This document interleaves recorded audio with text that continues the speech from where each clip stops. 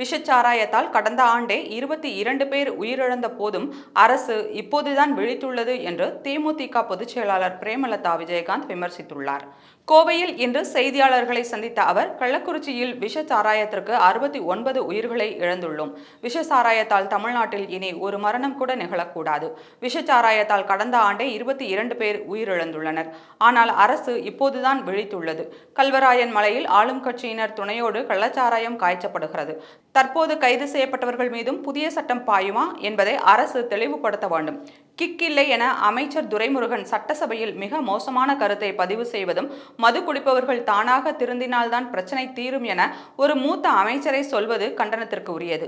தமிழ்நாட்டில் கள்ளச்சாராயம் வரக்கூடாது என்பதற்காக அரசு டாஸ்மாக் நடத்தி வரும் நிலையில் ஒட்டுமொத்த மக்களையும் குடிகாரர்களாக மாற்றியுள்ளது இந்த அரசு.